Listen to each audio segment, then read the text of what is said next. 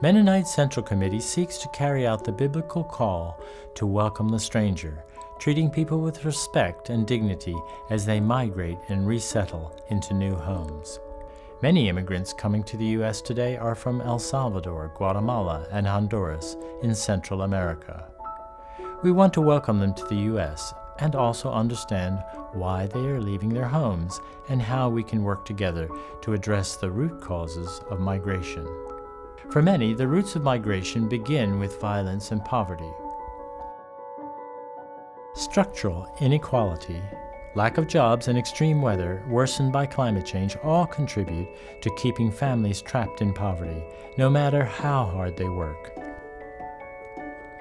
Poverty is also worsened by corruption, which robs money from important social services like healthcare and education. This affects the poorest people, who can't afford to pay for an alternative. Corruption also affects government institutions like police, courts, and national governments. That means crimes aren't investigated, people aren't protected, and laws protect politicians and wealthy business owners, not the poor. The roots of corruption and weak governance in Central America can be traced back to colonialism. Until 1821, El Salvador, Guatemala, and Honduras were ruled by European powers that exploited and oppressed indigenous groups.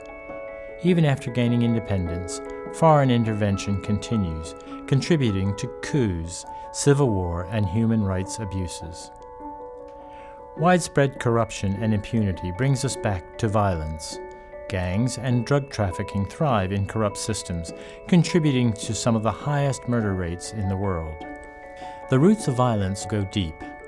Drug trafficking funnels billions of dollars of illicit funds into national governments, and drug traffickers use violence to protect themselves and their territory. The demand for these drugs comes almost exclusively from the United States.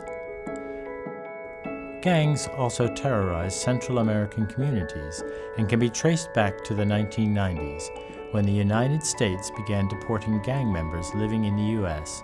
back to countries they barely knew. These problems are big and complicated, but there is hope. Salvadorians, Guatemalans, and Hondurans are working toward a world where very different roots blossom into peace, freedom, and human flourishing. And you can help. Encourage U.S. policies that build roots of transparency, accountability, and justice. Advocate for roots of fair economic practices and support for farmers and small business owners. Migration should be a choice. If we work together to nurture a new tree, millions of people will benefit from safer homes and fewer people will be forced to leave their homes behind. You can be part of advocating to address the root causes of migration. Join us by visiting